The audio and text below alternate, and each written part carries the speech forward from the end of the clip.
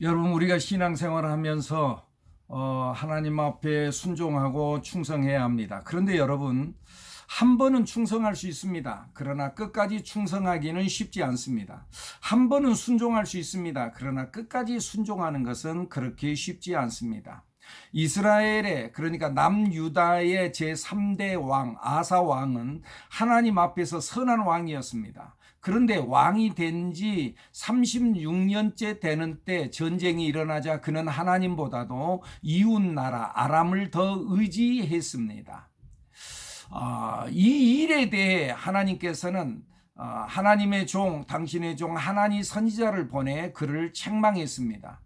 그런데 그는 그 하나님 선지자의 말을 듣고 그 하나님의 말씀을 받아들여야 되는데 받아들이지 않았습니다. 오히려 선지자를 대적하며 화를 냈습니다.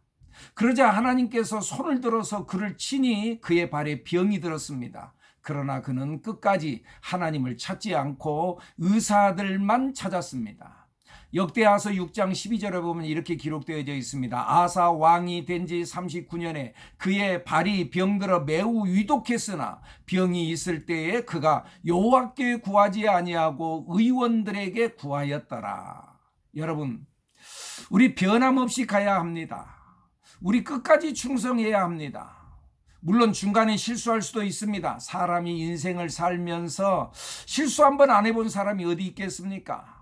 넘어질 수도 있습니다. 그런데 그때에 고집 부리지 않아야 합니다. 하나님께서 알게 할 때 돌아서면 됩니다. 그런데 아사 왕은 오히려 하나님께서 당신의 종을 통해서 하셨던 말씀 앞에 대적하고 나섰습니다. 화를 냈습니다. 그러다 병들었습니다.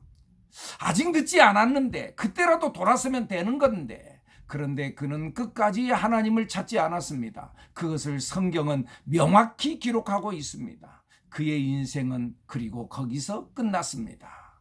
역대하서 6장 13절 이렇게 기록합니다. 아사가 왕위에 있은 지 41년 후에 죽어 그의 조상들과 함께 누우매.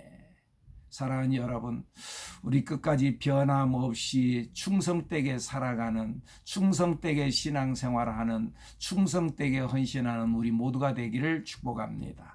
할렐루야.